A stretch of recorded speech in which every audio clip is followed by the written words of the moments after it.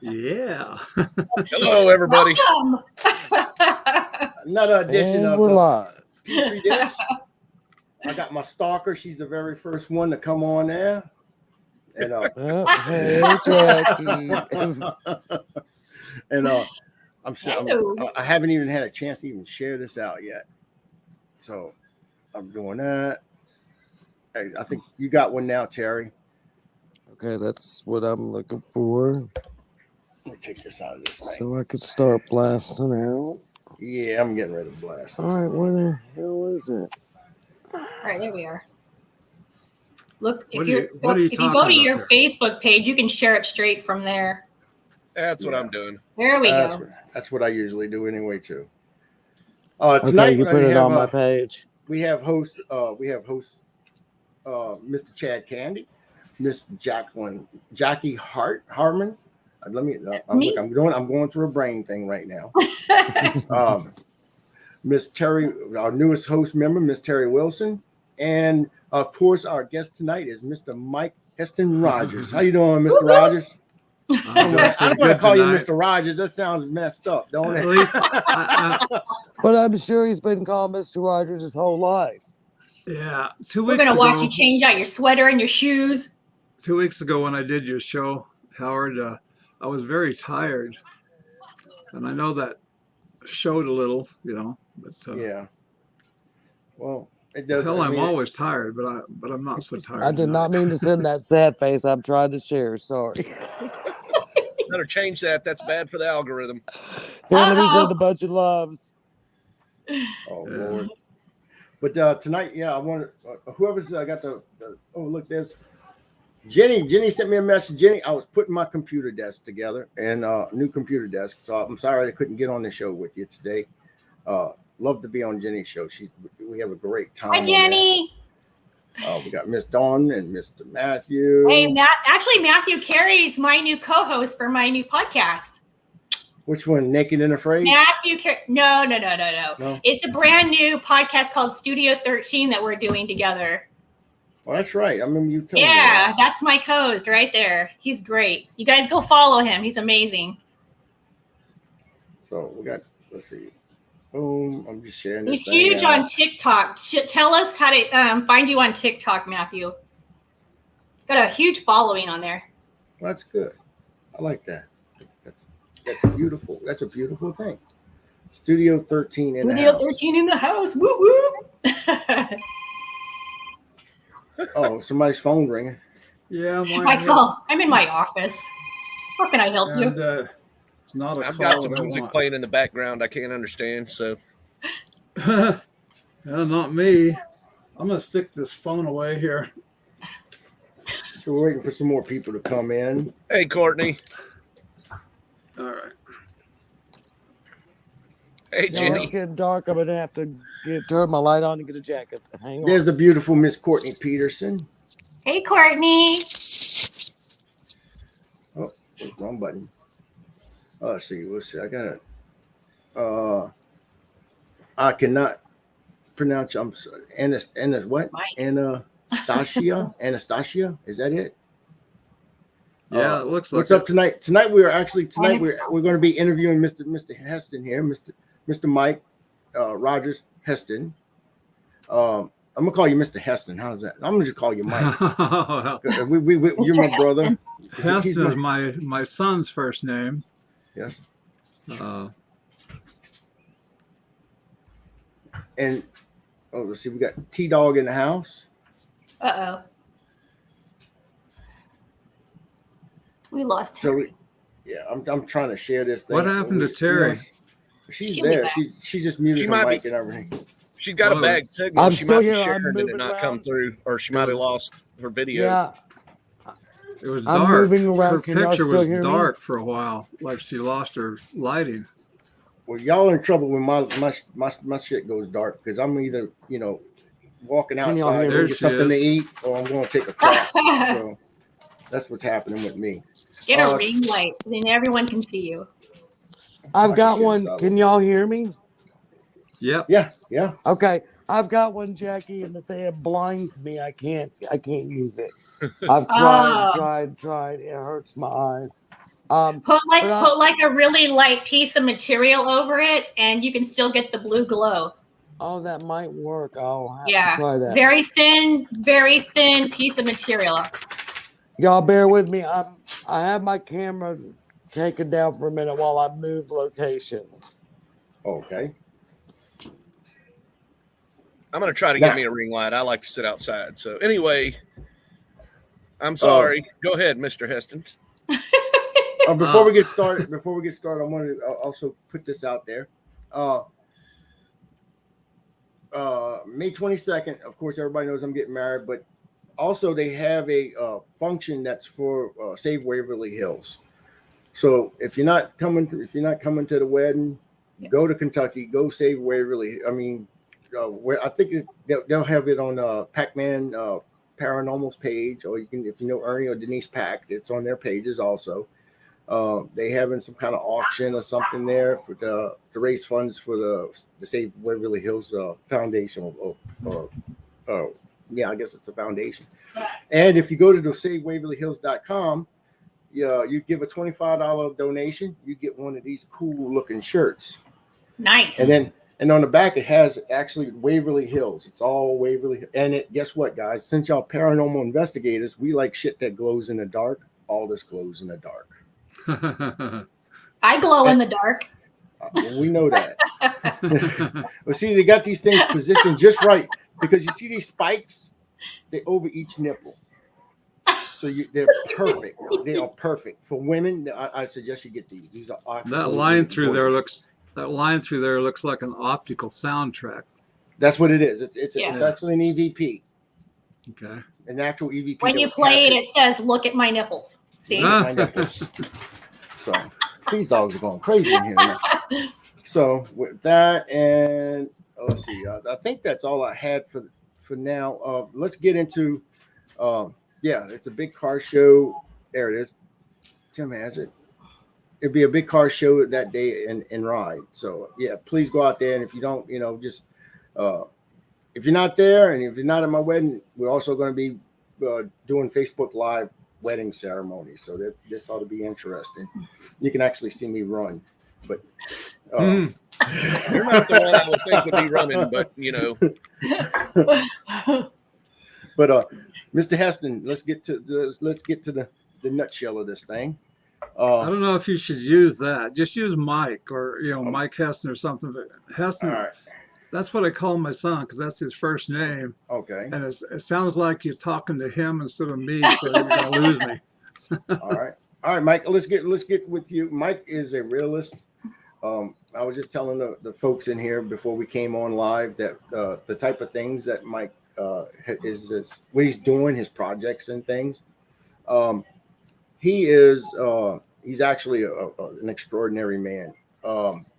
Besides of just being known for that fire in the sky bullshit, that ain't bullshit, but it follows him. It follows him, and he gets tired of talking about it. I mean, I would be too.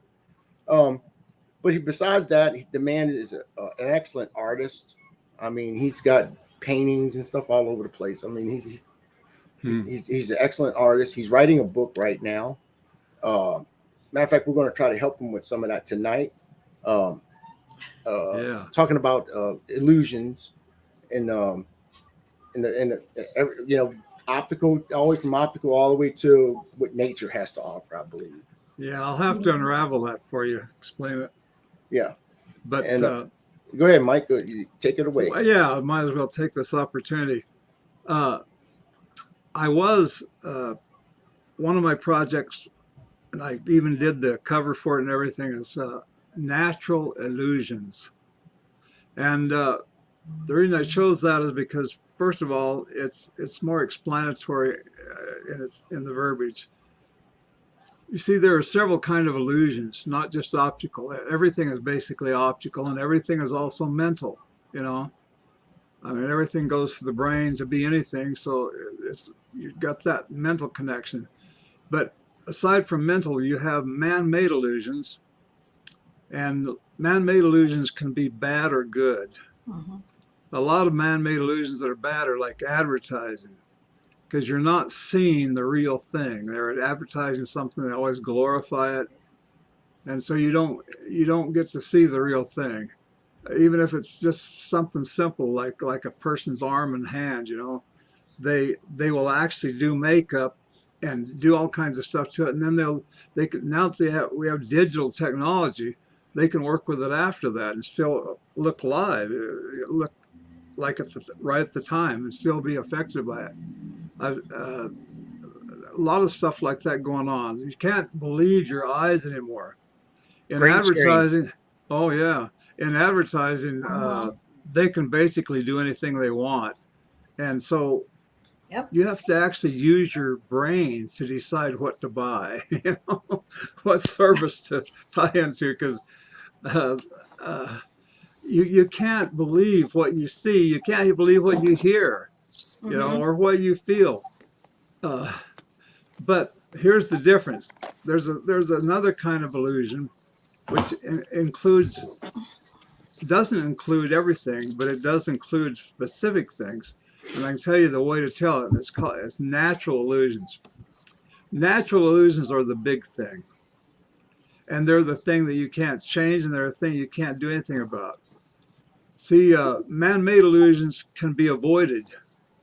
You can ignore them, or you can destroy them, or whatever, and not have to deal with them. But natural illusions can't be changed. I can give you a simple example of a natural illusion, and then a big one. The simple one first to get it started. Last time I was on Howard's show, I had a picture on my Facebook. Of course, you can't go to it now, but you could later.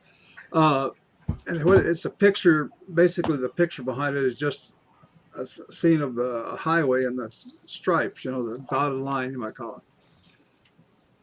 And the idea is that if you're going down here, this is the illusion there.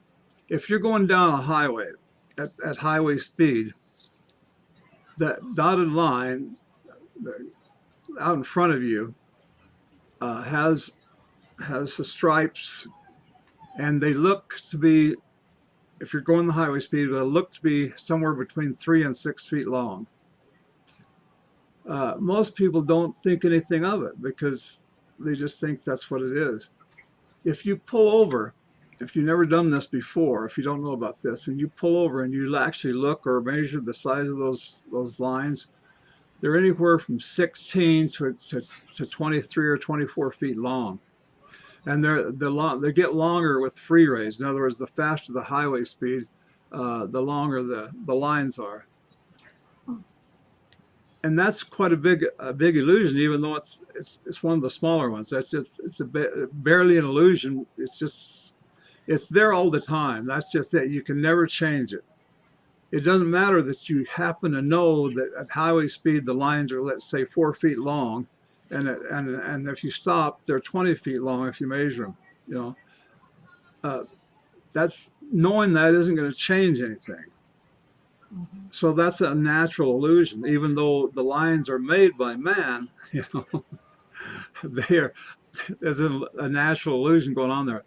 A big natural illusion is one that's hard to fathom, and that's when you look out at the sky at night. You see all the stars, and it's beautiful. If you get up in the mountains like where I live, you go out at night when there's no clouds, and the stars just they're breathtaking. And but the thing is that every single star in the sky is over 3,000 times larger in appearance than it really is, which makes it appear 3,000 times closer. If it wasn't for the fact that that illusion exists, which of course is caused by phenomenal light flare, we wouldn't see a single star, not by a long shot. The sky would be jet black. We wouldn't see a single star. And that's a very large illusion. It's also a natural illusion because there's nothing you can do about it. We see these stars only because of an illusion. And the illusion is caused by light flare, but it's still so dramatic, it's still an illusion. if stars could be the size that they actually are, and most of them are close to 1,000,000 miles wide, you know, uh, if they could be the size they really are and still be shiny, but not phenomenally shiny, uh, we couldn't see a single thing in the sky. If we had great big globes out there that were still shiny like a globe, but not glaring like stars are, but just like a globe is, like a highway sign, and it was 1,000,000 miles wide, it doesn't matter. We wouldn't be able to see a single thing out there beyond. We would, in fact, because light flare affects planets, we wouldn't be able to see the planets either, even though they're not nearly as the concept there isn't nearly as dramatic. It's just that these planets are not quite that phenomenal in their flare because they're not flaring anyway; they're reflected light. So that's two examples, and I've gotten to actually done the illustrations for it and done the lettering for about 36 individual illusions like that. And of course, they include, one major man-made illusion is the movies. It used to be that, for instance, if you saw a movie about a ship, the Navy, an Air Force carrier, a Navy carrier, what you were seeing on screen is a model that's like 12 feet long. And of course, the water, you can't change the water, so they just put it in water. The problem with that is that unless they slow the film speed way down, the water looks like normal water, and it makes the model look like it's 12 feet long. You have to do something there with the water. But now, we have the digital technology, and we can make it look anything we want, look like anything. There's no more a problem with things like models like that. Mm-hmm. I'm starting to lose my voice here. Anyway, the reason I'm doing this, including this, because the book itself is actually going to be about encounters. Boy, I don't know what's going on with my voice here. We have Travis Walton thing, the Walton experience, and that's a big thing by itself. And my book is going to say in my own words that whole experience. But it starts out with an experience that happened 5 years earlier with Travis and I in a car full of people. And nobody has heard much about this, very little, if anything. But it was a pretty big thing. We were leaving Snowflake. We were in a car this time. I was driving. Travis, remarkably, was in the front driver's side, the passenger side. That's just a coincidence. But we were headed down to Phoenix one evening to go to the last day of big surf. It was September 23rd. And as we were leaving Snowflake, I looked over that direction in the west, the direction we were headed, and I saw what looked like a street light. But as we went down the road further, down the highway, it grew in size, and it obviously wasn't a street light very quickly because the street lights don't even go out that far, and this thing was still ahead of us. If there had been a street light or telephone poles or whatever, they go by, Anyway, make a long story short with that, we went about 7 miles. By the time we were 7 miles out of Snowflake towards the west, this became very visible as a large sphere that was somewhere between 80 and 100 feet in diameter.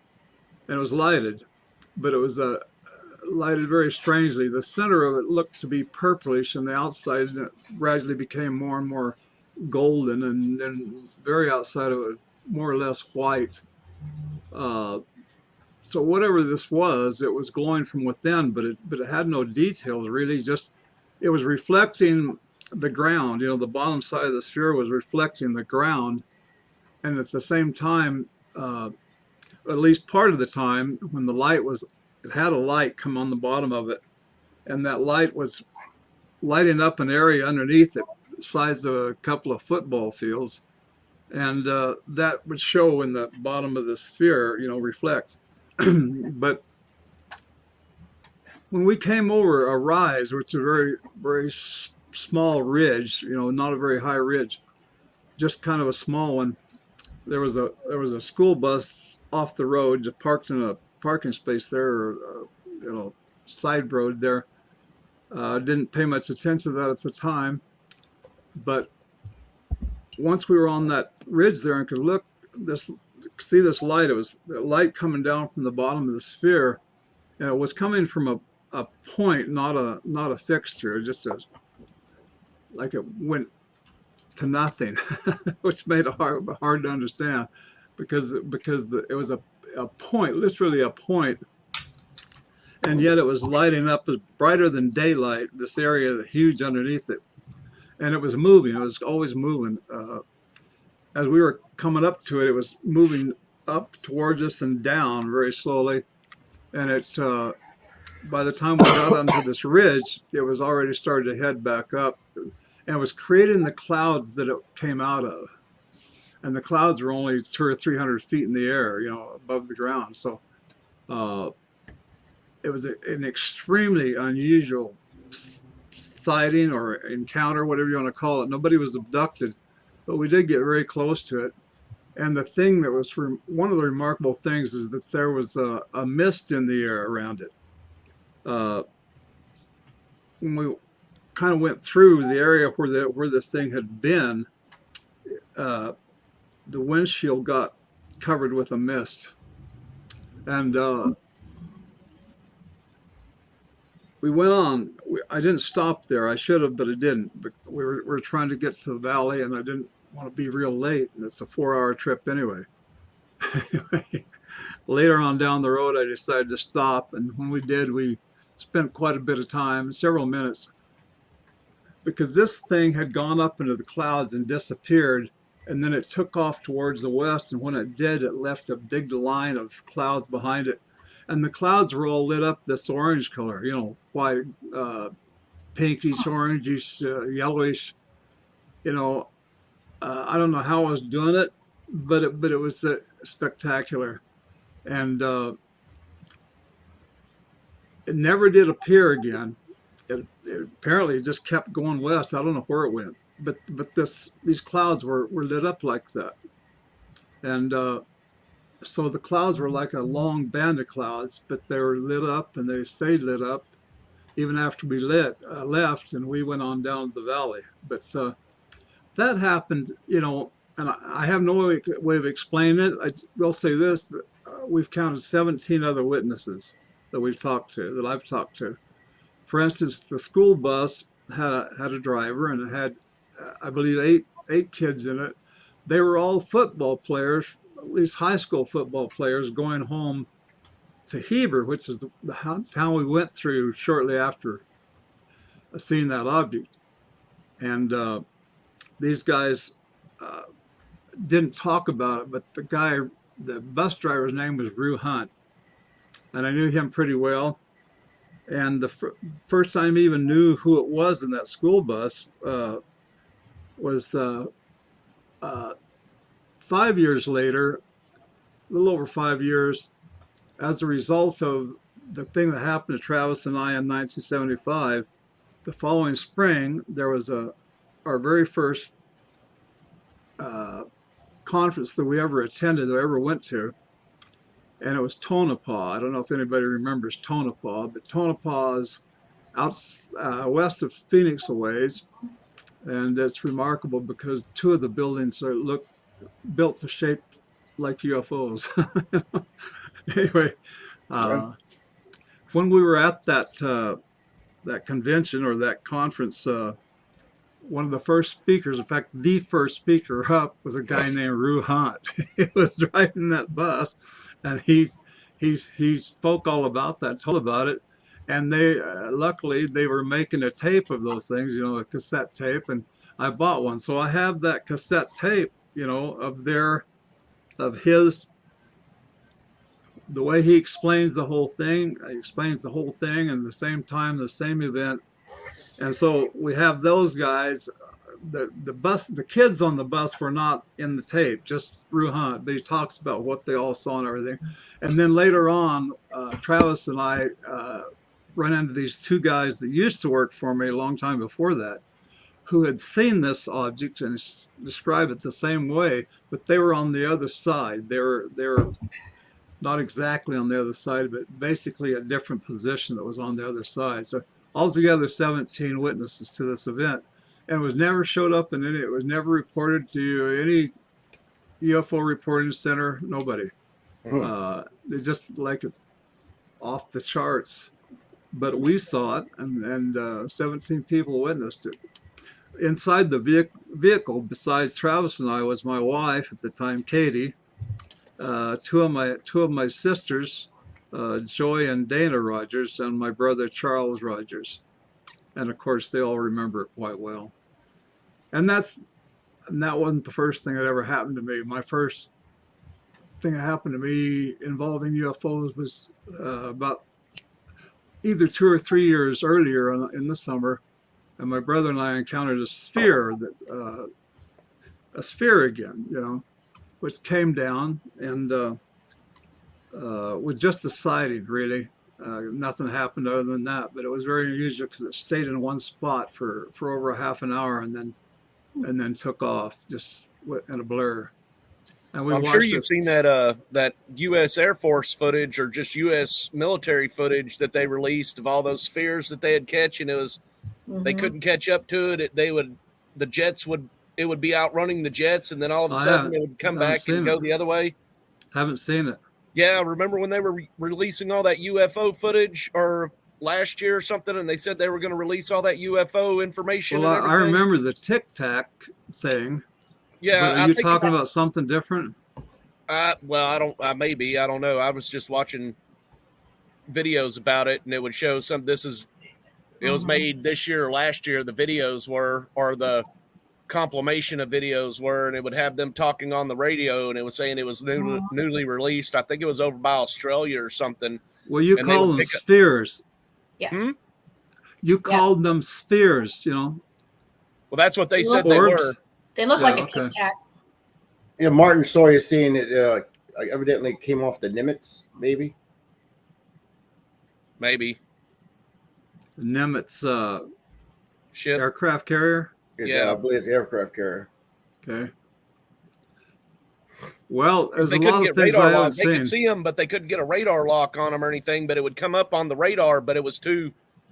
Yeah. It was too shaky to be able to understand where it was, because they said they would sit there and sometimes they'd look like they were looking still, and then other times they'd just zap off and do a total turnaround with no banking or anything. So, well, Tic-Tac every encounter I've had has been a sphere, except for the one with on November 5th, 1975 with Travis Walton. Now that was a traditional UFO shape, but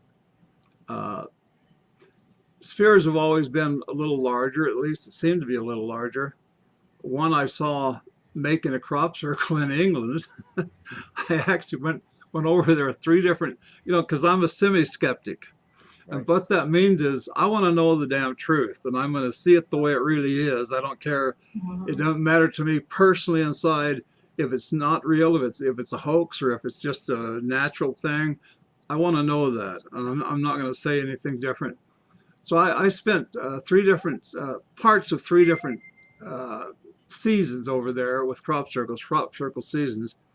And I got with a group over there, circle makers, and I was watching them make crop circles and involving myself in that. And I thought that at one point that all the crop circles were man-made. Yeah. Philip Mantle still thinks they're all man-made, even though he is a publisher of UFO books. He doesn't believe crop circles are made by UFOs. He thinks they're man-made. Well, I thought that they all were, until one night, and this was the last night I was ever there. I went under a fence to look at this. I was thinking about making a crop circle myself in this field. I didn't, of course, but I was there for that purpose. I was going to try out some things, you know, the way they mark it at night, you know, because they mark those things out at night. People don't know that. They'll do that one night, and then the next night they'll come and create the circle. And it's very involved, but it's very cool how they do it. And it's remarkable how they do it, really. But this particular night, instead of being a man-made circle or involve myself with man-made circles, I saw an orb that first startled me. It was a bright green orb, and it was just jumping around in the field, okay? And I couldn't understand it. I happened to have a pair of extra, you might call extra UV, you know, they were strong ultraviolet glasses, so that they cut down the glare a lot. It was for spending your time looking at things like water or whatever, where there's an awful lot of glare. And when I put those on, like, I could see the details inside the sphere. And of course, I couldn't make any head nor tails of what was there. I remembered it well, and I painted it. And I've painted it several times. But this orb, or sphere, whatever you want to call it, was actually creating a crop circle, and it did it. You couldn't see it actually do it. It was like a blur because it was doing it so fast. Yeah. Only at certain times did it ever slow down enough to where you could actually focus on it. The rest of the time, it really was a blur. It was moving so quick, but it was jumping around. It wasn't like going sideways. It was like, you know, just, you know, I'm just like that. Just, and so the one, you know, I can't paint a blur, or at least it'd be silly for me to paint a blur. So I painted the stationary objects, okay? And I think I did a pretty good job of it, and I've got that on my page. And then one other thing is that when I was logging up on the north rim of the Grand Canyon, or I should say above the north rim of the Grand Canyon on the Kaibab National Forest, one evening I encountered an object that came towards me and then over me, and that was a sphere. That's a whole story by itself. Altogether, this is the book that I'm writing, okay? Yeah. And it includes the Walton thing, and in my own words, the whole thing. But the reason I decided to include the natural illusion thing and all this research I've done on that is because the whole concept behind the illusion thing, the natural illusion concept, is that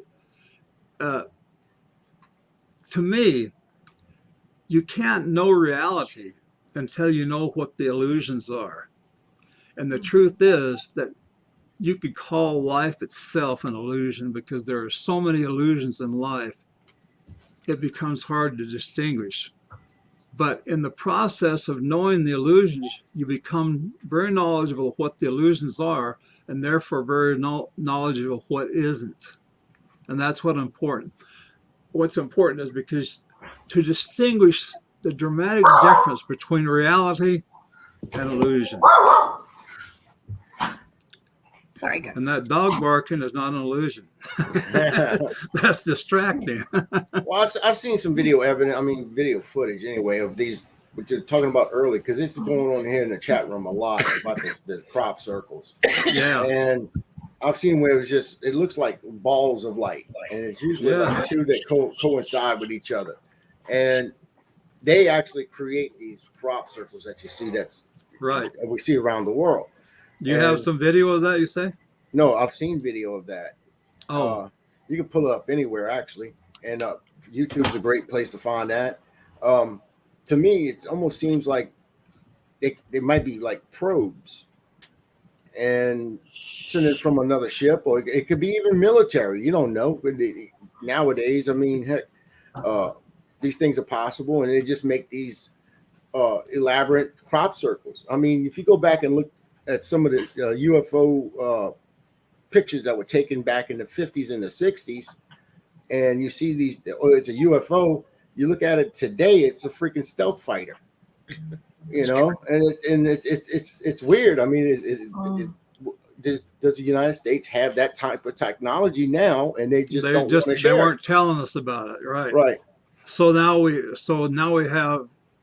can identify them now because we took photographs of them back then. It turned out to be something that was man-made. Yeah, I mean, you could see it. It's the basic triangle shape. It had the wings on it and everything, and it's like, oh yeah, isn't that the stealth fighter? And this back in the 50s and the 60s. I mean, come on. The orbs or the spheres that make crop circles, I do not believe are man-made. I'd be extremely surprised if I was to find out that they are. Just a theory. I'm just throwing it out there. Well, yeah, of course. I mean, they get here to in me, Florida, everything is theory. We get UFO reports all the time, and it's SpaceX launching a rocket because it looks all you can see is the round part from the rocket going, and then maybe a trail from it or something, depending on what time. I know in California they had a rocket launch, and it caused like a pileup on one of the highways there because everybody was like, "Oh my goodness, what is that?" I was there watching it on the highway. Yeah. Well, I think as paranormal we were all like, "What is that?" we question everything. Oh yeah, this was. I mean, that's our job, is to question everything. Yeah, Martin's saying that video is probably I'm talking about. It was shot out by two guys looking out their window at a field, and they came clean and said that they made it on a video editor. They didn't have video editor in the 50s and the 60s. I mean, they didn't even have a computer. I mean, if you think about it, they didn't even have no type of technology like today. You had a rotary phone, maybe you had a tin can with a string on it or something. But, they were able to create a nuclear bomb though. So yeah, they did. And in the 60s too, send people to space and everything else. So there's been some technology on this earth that is, like for instance, creating the pyramids. Right. I mean, that was some technology. However it was done, it was definitely technology because it wasn't done in a simple way, That shit was Stargate. I mean, I'm going to tell you that now. That was Stargate happening right there. I believe that. Oh, my God. What I do think is likely, as far as the pyramids are concerned, is the simpler explanation for what it was, even though it is major technology, especially for the time. I think it was done with a variety of things: rollers, ramps, large beasts like elephants and things like that. I think they did it in a lot of ways. In fact, every theory that's ever come around of how it's done, I think the way they were actually done was a big project that used all of those things. And sand, even they even said sand. Yeah, exactly. That's right. You could have something sit like this, and if you wanted to tilt it down, it was easier to move horizontally, and then you could build put up a bunch of sand. I'm sure they had plenty of that in pyramids. And, and just let the sand out, and it would cause it to go down. So. Well, there was plenty of sand over there where the pyramids. I think they had a lot of sand. Absolutely. Have you seen any of the videos of the Easter Island statues being erected and the way they've decided they could have been done? One way is Thor Heyerdahl. It's been like 30, 35, 40 years ago. He went over there and his guys chiseled out a statue that was only partly done at the time, but they finished it. And then they drug it with rollers down and stood it in a hole. They dug a hole in the ground and they stood it up in a pretty unique how they stood it up because it was as big as the others. And then more recently here, just, 10 years ago or so, these guys went over there and they had an idea about how to do it by rocking, the whole thing. And they'd get it rocking like this and they'd walk it up. It's where it had to go. And that was extremely, that was so really amazing. Cool watching that. I saw that. Yeah. Yeah.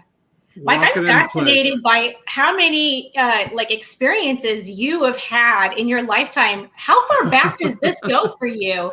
When did it actually start? Well, my first experience with a UFO was a sighting, and I include that in this book. It's let's see, it would have been 68. I don't know how old I was then. I was like 21, 22, the first time I ever saw anything. So this is something that happened all my life. And the other thing is I've never been abducted to my knowledge, and I'm pretty certain I've never been abducted. If I was, I'm 74 years old and I have no knowledge of it at all. So, I would think by now if I've ever been abducted, I would know. There'd be some sort of inkling of it, but I have no concept of that. I don't know if you'd want to know. Yeah. But I have had a lot of or something, huh? I have had a lot of encounters. Before we get too far into this, I want to make a statement. The stuff that Mike knows, I mean, he's experienced this firsthand and everything, and of course, when you're in this kind of field, you do have your skeptics, okay, and people who come on there, I can understand you're skeptical about something, and you talk to, you want to voice your opinion, and I understand that completely, because I'm skeptical. I'm a skeptic. But when a skeptic takes it to the point where, me and Mike were just talking about this yesterday. Let's put it this way: the latest skeptic right now that Mike's having, and I'm not going to say his name, but it's the initials RG. What the fuck is your problem, dude? I mean, move on. You done made your point. Leave Mike alone. I mean, I'm good friends with Mike, and you don't want me trolling you, because I will. I know you are, and I've got your name, and I know your initials now. And I will come after you, and I will be your skeptic. Okay, so. Well, these skeptics, I've been dealing with them for 46 years now. Started with Olberg, Philip Klass, James Randi, and the main one, of course, was Philip Klass. He literally would make stuff up, and I proved it. In fact, several different times, I proved that what he was come up with was something he made up. But he wouldn't just make it up out of whole cloth. It was something that had a basis. One time he offered Steve Pierce, one of the guys on my crew, offered him $10,000 to say the whole thing was a hoax. But he couldn't just say it. He had to prove it. And of course, when you can't even prove something really happened, how do you prove it's a hoax? Especially when it really happened. There's no evidence there for a hoax. And Steve was kind of bewildered because he would very much like to have that $10,000, but he could never get it, And that happened to Steve twice, actually. 2 different times that he was offered money or special favors one time. But the main thing is, it really happened, and because of that, there's no way to really prove that it didn't happen, that it was a hoax. And the skeptics all along, they've changed names all the way down through this period of time, 46 years altogether. And I've had to deal with them more so than anybody else. I'm the one that's taken it upon myself to deal with it because I just feel perturbed by these people. Travis hasn't been nearly so involved defending it. Because he hasn't been approached, and he'll tell you that himself. He hasn't been approached. The main skeptics have never bothered him. They come to me for some reason. That's They interesting. jump Because on you're a me. lovable guy. That's why. You're a lovable guy. For some reason, they decide, and this guy, RG guy, Yeah. he recorded me in a phone conversation. Well, I wouldn't know. I suppose he did because I talked to him on the phone 2 or 3 times, but he took one of those and said, "Look, he's confessing to a hoax." No, not my word. They're my words. That's the thing. They're my words, but they're not what I said. They're not my meaning. He twisted It's it kind of make it hard to fit his- explain yeah. that, Well, I know what you're talking about. He twisted it Yeah. to make it fit his agenda. I got a question for you, and this is from my I call her my little sister. She is. I mean, I've seen her grow and blossom and everything. She's awesome.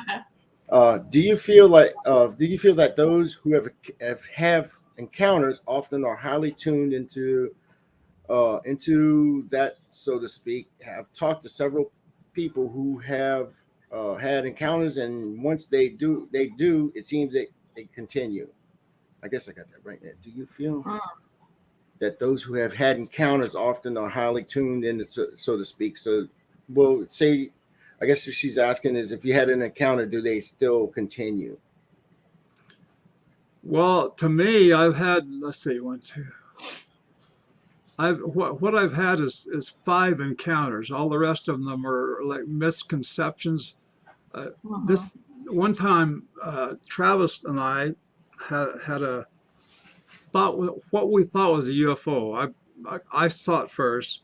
It was a huge lighted thing, the shape of a UFO, the shape of an oval. Okay, like one of those.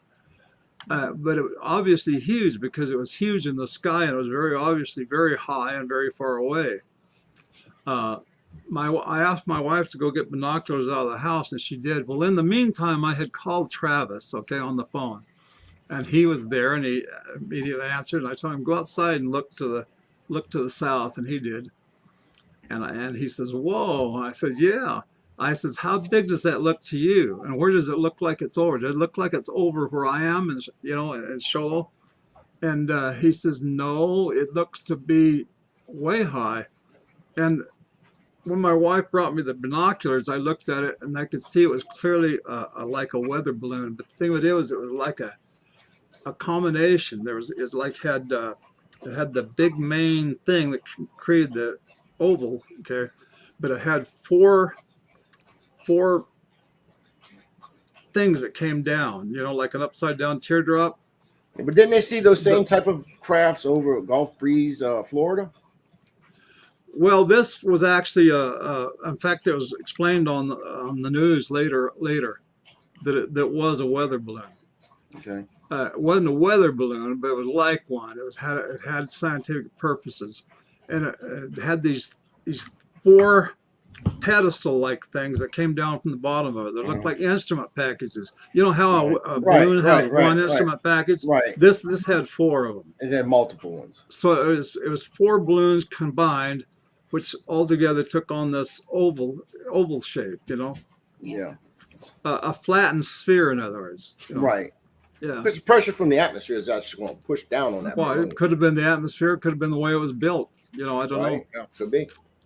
But it was a scientific thing. It was apparently a government, because nobody got into it and nobody ever explained it in great detail. All we got was, just the tidbits of information on the news.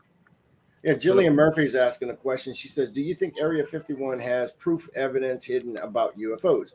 To me, I think Area 51 is an amusement park for UFO enthusiasts. I mean, that they go there and it's like Disneyland. Yay, they got the rides and everything, but it's not.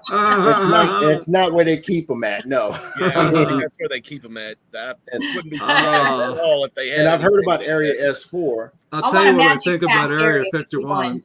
I believe Area 51 has tried to build UFOs before and has never actually succeeded in really achieving what we see when we see a UFO, or an actual UFO, the extraterrestrial vehicle. Yeah, those boys at Lockheed, they love to go in there and mess some stuff up, don't they? Yeah. In fact, there's video. I used to work at Lockheed now. Movie footage of some of these craft that they've experimented with and tried to create, but apparently they didn't accomplish the task. There was just a lot of government money spent, and they made them. May have gotten the knowledge from it, but they never really achieved what they were trying to do. If you get government money, you got to spend it all, or you're not going to get it next year. So yeah. And here's another thing. I've had one other sighting besides these 5 major things, because this one thing that Travis and I saw, that turned out to be a weather balloon or a weather instrument package or something, a scientific project. Okay. But I witnessed the Phoenix Lights. Yeah, I remember you telling me that. Yeah. And what I concluded, because I didn't believe what I was seeing, The next day, I went to track down the weather because it looked to me like it was going with the wind. Because when I was watching this thing and it went over me, not directly over me, but when it went over me, I had a cold breeze on the back of my neck. Mhm. And I immediately knew that this thing was going with the wind. Yep. And when I saw it was in Prescott. I was in Prescott, and I was already on top of a hill, a mountain, I guess you call it, a tall hill, and I was up there trying to get video footage of the Hale-Bopp comet, but it was extremely dim, and so I wasn't having much success. But then I noticed these lights coming up, and they looked like they came up from the ground. It could have been an illusion of some kind, but when it finally came over me and then left, it looked like what everybody described. What I saw, depending on where it was, anywhere from 5 to 7 lights, never more than 7. And of course, there's 2 events, the Phoenix lights. There's the first event, which is what I'm talking about, and then there's a second event, which has been basically, in my opinion, proven to be flares, government flares. Yeah, they were asking. Martin's asking if did you see the craft or the lights? Well, you couldn't see the craft because there were. It was too dark, but I did see what looked to be like a structure behind the lights. Yeah, and I because of the work in the woods, I've done this thing called snap triangulation, which is where you create a triangulation using a planimeter, and you go out like 20 feet to your left and take a reading. You go out like 20 feet to the right. So you got like a 40-foot base, and then you got two angles. And you snap a triangle there, snap triangulation. And what you can do with that is you can roughly, it's not extremely accurate, but you can get a good idea of the height of something, how far away it is. And if you do 2 of those things, you can get an idea of how wide it is, how big it is. And if you do it according to something that's moving, you can get the speed, the relative speed. And I did all those, and it was moving with the wind. And it was a lot higher than people thought later on. Of course, that night, I didn't know anybody's seen it other than me, but all that stuff came up later. But I was so interested in it. It seemed so spectacular that I went down and went down to a TV station and talked to the weather people. And they told me they didn't know much of anything except what came over the wire to them. But they gave me the phone number of the National Weather Service, and I got a hold of them. And then later, the Oceanic and Atmospheric Association. NOAA. What's that? Yeah, NOAA. Yeah, NOAA. And altogether, I compiled evidence that told me, strong evidence. In fact, the only evidence that exists for anything is the weather information, telling me that this object was flowing with the wind exactly, all the way from the northwest down, because when it came over Phoenix, it was going almost south, and then it veered and started going towards the southwest, and that's exactly the pattern that the wind made, and also the speed of the wind, and also the elevation of the wind. Yeah. Because over the mountains, this object was up around 14,000 feet, but over Phoenix, it was down a little over 6,000 feet. Well, Mike, Excuse me, a little over 9,000 feet. Are you familiar with Skinwalker Ranch or Blind Frog Ranch in Utah? I've heard of those things, but I've never been there or read anything Jennifer's about it. Yeah, she wants to know if there any thoughts of the validity of Skinwalker Ranch or Blind Frog Ranch in Utah. Because they do have UFO sightings there. They have Yeah, I've heard that. I've heard that. Yeah, but for me personally, I don't know. I just don't know anything about it. And then Sam's asking, what about what do you think about the sightings in Alaska? I don't know anything about those either. I don't know a whole lot about a lot of things because I haven't done it. I actually do not try to research other things. I've been so involved in trying to figure out the truth of specific things. For 46 years, I've been trying to figure out the truth of the Walton experience. Right. Mhm. And I have done an awful lot of work with that and combating the skeptics all the way through. The government, including the government has come down on me as hard as the skeptics. Oh wow. And that's a whole That's different interesting. aspect that people don't even hear about. That's Uh, interesting. One time, the government threatened to arrest me. They actually compiled 8 charges against me for contract or manipulation. They called it bid manipulation. It was in the process of bidding, and they said that I was in cahoots with a person who, altogether, I was trying to create. I was trying to manipulate bids on a contract that, of course, would make it possible to get a much higher price. Huh. And it turned out, long story short, is the person that they thought was my partner turned out, and they thought it was a fictitious person. In fact, that's what one of the actual charges on this. They actually put together an affidavit against me with 7 different points, and they all involved this one person called Charles Rogers, who they said was a fictitious character. And what's weird is that the day that I was approached by the government happened to be at a Rogers reunion. This guy showed up at a Rogers reunion and showed me these things. I said, well, you want to see Charles Rogers? He's right over here. My brother, Charles Rogers, and he's here. That's And what's weird is one reason they thought he didn't exist is because he lives in Mexico and he'd come up for the reunion one day. That's the only day he was there, and it happened to be the day he saved my life, basically speaking, funny. because it immediately proved that none of those charges were correct. Yeah. That he was real and he was there. That's And then crazy. after they went into it and studied it even further, they found out that none of it was true at all. The whole thing had been put together by, I won't say a name, a particular skeptic who was doing everything he could to try to destroy me and destroy our case.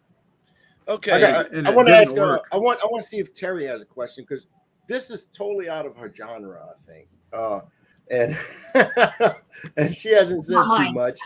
So I wanted to get her with your thoughts. Would you have a question for Mike, or because you have Well- to jump in? We're moving fast through this. Well, I'm just interested in listening to Mike talk. Of course, he's made me realize that I'm probably an illusionist myself as well, because I do the same thing. I want to. That's what we do as an investigator. We check out everything. We want to get to the bottom line of it. We want to You see. got to eliminate the illusions. Right. You got to eliminate, what's real, what's not real. I admit, I seen fire in the sky a million years ago. I'm going to, age myself here. Very long time ago. I do remember I've had internet trouble here the last couple of days, so I wanted to watch it again and refresh my memory on it. What I do remember about that movie, I was much younger, and it really bothered me. Things that I believe can really happen, really, but that fucked with me. It fucked with me hard. And I don't like watching movies like that, I think things like that can happen. What movie you're talking about? The Fire in the Sky Fire in the movie, the Walton Oh, case. The Well, I Walton can case. tell you Bills in right Washington. now that all your concerns about that are justified, because very little of the movie actually happened. Really. Really. Yeah, you Well, have to hear the I real know that story. Well, they You got to always remember, they blow got to things make it a up. movie. They want it to be Yeah. interesting. Yeah. Right. Well, you put it this way. A guy named Travis Walton and I was working for me, and we were in a truck with 5 other guys. There were 7 altogether. In the movie, they only have 6. Okay. right. They eliminated the very tall guy because that would be hard for them to show. A whole lot of what they did in the movie was to change things for their convenience. Right. Okay. They had me having 2 daughters. I had 4 at the time. You know? My four oldest kids are girls. I didn't have a boy until the fifth one, you know, but that's just a small thing. That's kind of That's trivial. movie but, making. Right. what's that? Movies aren't real. They're movies. Oh, yeah. They're not real. Well, a lot of Fire in the Sky is just simple things like that that don't make any difference here and there. They changed it. As far as the general gist of the movie is concerned, it only hits the high points, and it leaves out almost everything else, and especially things that are important. Mm. They made it look like they deliberately tried to make it look like it was possible that it was all a hoax. They gave the audience the availability to perceive it that way because of the way they wrote it, the way they did it. Mm-hmm. And things like that National Enquirer in the back seat. There was never any National Enquirer in the back seat. You know, nobody ever decided anything about that, and there was no talk of that in the truck. You know, things like that. Funny.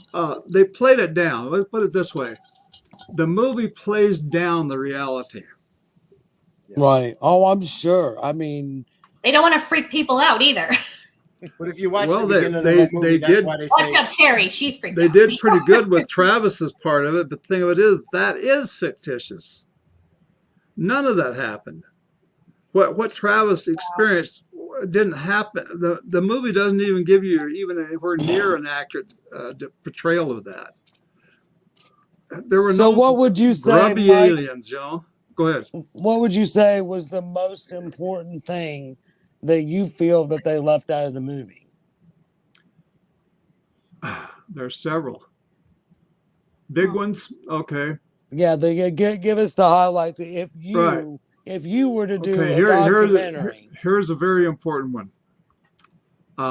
All of the guys, the other the five guys that were working for me other than Travis, okay? There were six of us, including me. All of us went back to the site to look for Travis, and in the movie, they had them all stand out on the side of the road. right, Mm. That was a big departure. right, Another big departure is Travis's experience on the UFO. Didn't happen at all. They didn't portray what actually happened even a little bit, in my opinion, other than saying it's an alien, you know. right. What they showed the aliens doing in the movie just didn't happen. Something else happened entirely. I was just showing. And I would have to go through it and the whole story to re-explain it to you, but Right. I don't need to. None of that happened that way. Right. What you see in the movie did not happen. Didn't happen that way at all. You also got to remember at the beginning of the movie, they have a little thing that they come across, and everybody just misses that. It says based based on on true based events. Well, they should have at least added one more word to that. Should have said loosely based on a true story. Oh, they're never going to put that. There's so many movies out there that are based on true stories that are loosely, even on books. Yeah, that are Loosely, kind of, sort of, maybe. yeah. Loosely based on a general idea. Sort of, kind of, maybe this might have gone down. somewhat possibly this might have happened. Instead of all these adjectives, let's just say it's based on, or let's just take out based. It's a true story. The way they ended the movie was really irritating to me. I mean, they made you look like a freaking hick. I mean, that's what they made you look like. Well, yeah. Well, I liked the way Robert Patrick looked. I don't have any complaints about that. Of course, I didn't look that way, but you know, and I'm not as good looking as he is either. But the point of it is, they have Travis coming to my house and finding me out in the woods. I'm supposedly a hermit. I've left my family. I've left everybody else behind. I'm a hermit. That's completely wrong. That's funny. Completely wrong. I had a large family, and I not only lived in Snowflake, I lived on Main Street. You know? Oh, that's funny. In a 2-story house, you know, and I was very prominent in the community. Everybody knew me. my grandfathers, both my grandfathers owned basically at one time the entire west side of Snowflake. One of them had a ranch, one of them had a farm. That's And funny. that was my childhood, you know. I was so much a part of Snowflake. Only people who come there recently don't know me, really, you know. So I it want went to- from I- loosely, vaguely, all this other stuff to AKA none of this shit happened. Yeah. Right. I want to Well, ask, I've never people asked who are It's Mike, just the skeptical, names. Just the names people of who the are people. skeptical, yeah. Yeah. I always wanted to ask Mike this question. And it was from the movie, and I've never asked Mike this in person or on screen or anything. Did y'all Go for want to? Did you want to start a motorcycle shop? MT motorcycles. No, Okay, that's all I needed to know. that's all fictitious. I mean, I had a motorcycle. Travis had a motorcycle, you know, at various times. I had one earlier that I met or ruined, and so I didn't have it at the time. But Travis had a motorcycle, which he ruined. But you didn't want to start a motorcycle shop with No, Travis. nope. Okay. And Travis never came up with any pictures or any ideas about a motorcycle shop. That's Oh, that's entirely funny. fictitious. So what part of the movie did happen? Not Good much. question, Jeff. Well, the one thing- just the general idea. You're Wow. okay. I had a job out in the woods, logging, cutting trees, and these guys were working for me. And then one night on the way home, we encountered a UFO, and one of the guys got abducted. And we went looking for him, and he was eventually showed up on his own. We passed lie detector tests, and then the whole thing was over. That's it. Okay, so the lie detectors, those actually happened. Absolutely, yeah, Okay, so there you go. There's one thing. yeah. Well, I thought Mike Two was gonna- things. I thought You Mike got was gonna abducted in that. I thought Mike was going to say, well, the whole basis of the movie was they had a guy named Travis and Mike. And that was it. That's the reality of the movie. Yeah, Well, but there's that was a it. little more to it. That the movies covers a little more ground than that. That's funny. We've got to hit at least on 2 of these 10 facts for the movie to Yeah. be based on a true story. So Oh, I did get my big scissors out and start cutting it up because there's not much left of that movie. Here's the cool thing, all the main characters were movie stars. They were main people everybody knows. Yeah, D.B. It Sweeney, had an all-star Robert Patrick. cast. Well, it does have a good cast. Yeah. it's probably And still better now the than story half such these as it movies anyway. was okay, but the story could have been better. Right? There's all kinds of ways it could have been better. They shouldn't have played it down. To me, they played it down. Like at one part there, they say, "You want to go back up the hill?" And he says, "No, it's too late." Bullshit. We did go back up the hill that night and look for him. The cops, all of us, 3 of us went back up the hill with the cops and searched for Travis. And then later on, I took one of them down the hill to where Travis and Mom lived, which is about halfway between Snowflake and where we were. But, we went there and told his mom about it. And that was a thing all by itself. That wasn't included in the movie. That happened that night. And,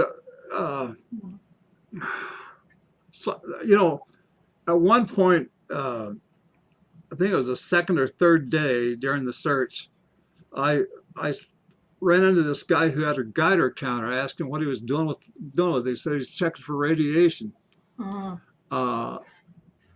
What they showed in the movie is not what actually happened at all. In reality, these guys, there was 3 of them, and they were dressed in Forest Service uniforms. And they had more instruments other than a Geiger counter. They had some other stuff there. I asked them what they were doing, and they said, check for radiation. And so I asked them to check us. They did. But at one point, they got a very high reading by running the machine over our hard hats. And our hard hats were the only thing that weren't changed. They didn't check the truck. They never bothered to go down to the truck, which was right there.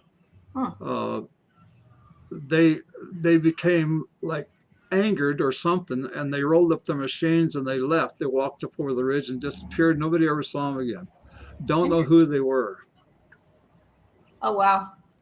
That's They could have been Forest interesting. Service. That's They crazy. could have been They could have been unidentified Forest Service people, or they could have been government. I think I the don't know. government. I think they were government. The government has a much stronger thing with everything than we think it does. Oh, absolutely. For instance, 100%. my conclusion to the Phoenix Lights is this object existed. It really was floating on the wind. It really was going the speed of the wind. It really was the elevation of the wind. But it really was something that the government created by, I don't know what, independent contractors or something, but it was a big hoax. In other words, it was floating there by means of gases, and it was created to look like a big triangle, but it was not really a big air machine. It was just to look that way, and the whole purpose was for the government to do what they always like to do, to keep their tabs on people and find out what everybody's thinking. In this case, find out what they would think of a huge UFO thing like that, you know. And then they could find out what's going on with people, and they could get into all kinds of stuff, and that's because they like to meddle in everything. And that's what they were doing. They definitely like to meddle with stuff. And I'll tell you this, they certainly found out what people are thinking, and they found out how gullible people are. They found out how gullible the skeptics are. You know, the skeptics are just as gullible as people are. They're just as easy to believe what they or not believe what they don't want to believe in as believers are in what they want to believe in. I guess I'd call myself a skeptic, but I'm a lot more open-minded to that. But I know a few people that aren't. So yes, I totally agree with that. That's why I call myself a semi-skeptic. Okay, I haven't done near as much investigating as you have. Even a smidgen of it. I've spent my life, you know, dabbling in this stuff, but I've tended to just stay in certain areas that I don't go into all the stuff that's happening everywhere. There's just not enough time for that. But I do agree. I have seen some pretty crazy stuff from the government that you find out about 20 years later, this is what it was this crazy machine that that people have been spotting as UFOs, and it was some kind of spy plane that they were just testing out to who could see the spy Jackie. plane. Look at Jackie run. At least she's not throwing nothing at you. No, she got a potato log. I think it was Howard earlier was saying these photographs that then now they're identified as stealth bombers or fighters or something like that. I have a personal experience in that because way back, when would it have been? It would have been after Travis's thing. My dad and I were cutting wood, just cutting firewood, okay, for the winter. But we were on a place called the Rim, which is a high point, you know. The wood, in fact, the Mogollon, what they call the Mogollon Plateau. We were basically on the top of that because that's where everything grows. You know? There are more woods there, so we were getting firewood there, and all of a sudden, there's huge sound came over. There was like a whoa, you know. And I looked up, and this huge triangle had just come right over the top of us, not even 100 feet above the ground. It's so close that it created motion in the air. You know, I looked over there, on the leaves on the ground were swirling, you know, like a little whirlwind. That's how close it was to the ground and what it was causing to the ground.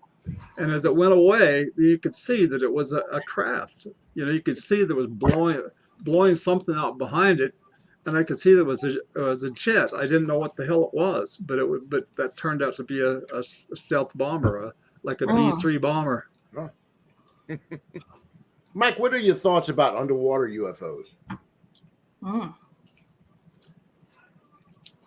That's more likely than seeing them in the air, because the water is a much better place for where they can hide and all that, you know. Because they're saying these things can move just as fast underwater as they up in the air. Well, with Well- their technology, they could probably do whatever they want in water. They do whatever they want in Anywhere. space. Yeah. Why not be Right. a master I of was the water? watching one of those on the History Channel. I think it was Ancient Aliens, and they were showing this footage from Air Force pilots with these spheres, whatever you want to call them, and the way they moved.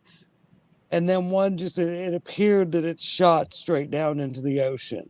And Yeah. I thought the same thing. Well, where else would they hide on Earth but in the ocean? I mean, that'd be a Yeah. great place to hide. Well, you know how many big lakes there are all across the world? Exactly. It doesn't take much water to hide something. A And big look out- lake, yeah, or look not at- even such a large lake, just a lake. One big Yeah, enough here to You hide it. can't see. You can't see more than a foot deep into the water here. So Yeah, that's right. I mean, 6 inches into the water. Everything's named Black Lake and Black Creek and stuff like that. So Well, up here on the mountain, the Same water's here, a little, Chad. little clearer, Yeah. but you can't see anything at 20 feet below the surface of the water, even up on the mountain. Too much algae and stuff growing in it. Even Yeah, though but- the water itself is very clear, all the water has something growing in it, something suspended in it, whatever. Yeah, but we got more water on Earth than we do in land. So By it far. makes sense. It makes sense that it would be underwater. and Something plus like a lot of the ocean is still unexplored and everything else. yeah, So, something like 70% of our surface is water. yeah, something like that. Mhm. Sam wants to know what they got waterproof UFOs. LOL. She thinks that it's a joke. No, Well, I it's can true. tell you something. If they're space proof, they're going to be waterproof. True Yeah, I that. would think so. That's Mike, a I'm fact. curious. Do you have any knowledge on like the UFO drones that tag all the flights and anything that goes up in the air here in the U.S. or probably anywhere?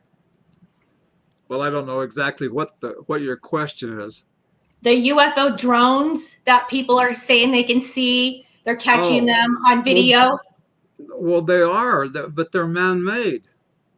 And say I wouldn't bet they were UFOs. I bet they were drones or Do you know how man-made easy stuff. it is for somebody with a little bit of money to buy a drone? I know a guy that has one that's like 5 feet, Mhm. 4 propellers, got a big camera on a big video, high definition video, and I was standing right by him, and he demonstrated it.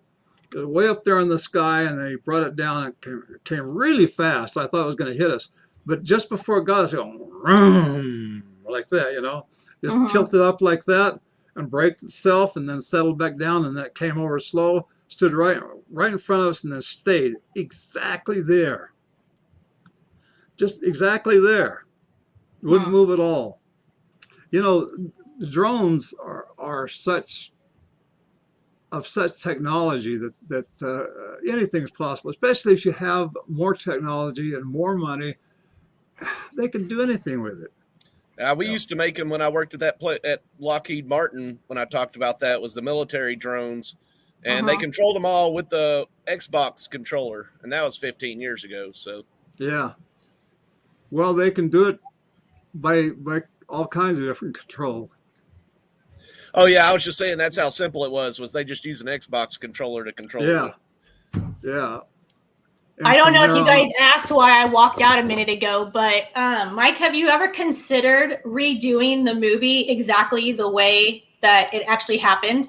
Good question, Yeah, Jackie. I was Travis- going to ask the same thing. Travis A has documentary. been claiming for over a year now that he's already negotiating with people. Of course, at one time he also admitted to me that there is no remake. I don't know what to believe. He was Yeah. telling me that there was, and then one day he says, you know what, there is no remake. So I don't know what he was talking about, but he's talked about that a number of times. So I don't know if one is underway or if it's just something he's hoping for. Well, what about a make from Mike Rogers' point of view? That's what I was just going to say. Same thing. Mhm. Well, I mean- that would be what actually happened that way.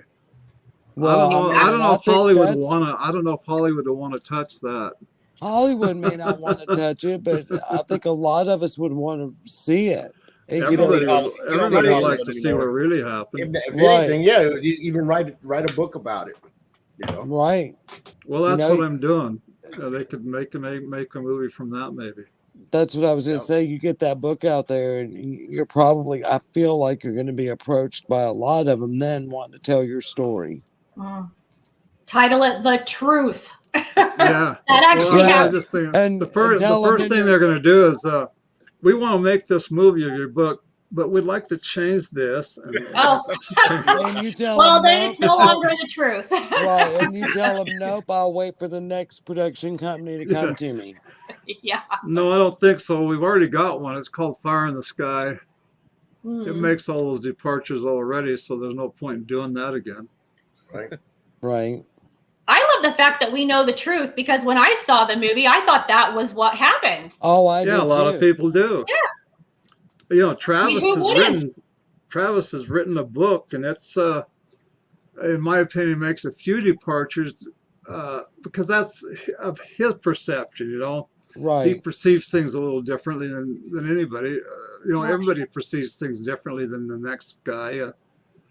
But the book is about as close as you're going to get to what really happened. Unless you move in with Mike, which I'm planning on Oh no. doing. I've got my own perceptions too, and I'm sure that they're not quite exactly right on the money either. You know, I'm fully capable of being just ordinary. In fact, I think that's what it is. So you're the unusual one here, then, huh? Yeah, yeah. We I just know want that. to hang out with him so I can you, have a Terry, sighting.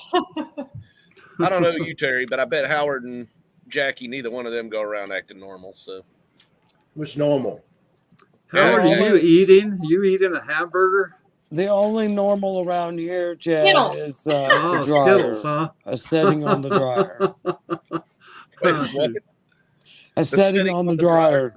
I've got like 4 different settings that do the same thing on my dryer, though. So Yeah, well, that's the only normal in this house or anywhere around here. Nothing I live in normal here. Florida, so Nothing you to can see. imagine our Nothing normal here. Since we're not I don't see looking too at the many- I clock don't see- here, how long have we been on? How long has this show been so far? Hour and 20 minutes. Mhm. Okay, We got it's a approximately 2-hour show. Okay. Yeah, we got. Yeah, about could 30 we minutes. see some of your art, maybe, Mike, and tell us about your art? Well, I can only tell you about it. There's no way to show it to you. He said, "Hell I no, don't that's have his art. anything- He ain't gonna show you his Yeah, I don't art. have anything out You got here I to can buy show it. You you. got to buy it as Yeah, I art. was gonna you know, say, to you're see gonna- it. He's all, this one's worth $1 million. Well, you know, all those original paintings are for sale. They're originally 10. 5 of them have been sold. There's 5 of them remaining. In my opinion, the most important ones, and in fact, the best ones, is what I think is my best work. Is what's still for sale. How much are they? Well, If I you don't got the own Heston, them. you can't. I don't you got own the them. I might myself. want one. I sold them to an art collector here about 8 years ago. He's the one that's selling them, and I'm just helping out. You know, I'm the one that sold so far the ones that have been sold. But If you got to ask, then you can't afford it. I mean, Well, that's listen. I'm connected with the I mean, UFO if it's- community. 500 maybe, but if it's 5 million, maybe not. Well, Kinda put it this it's way: kind of like people asking how much you're selling your farts in To- a jar for. Listen, the $1 most- million.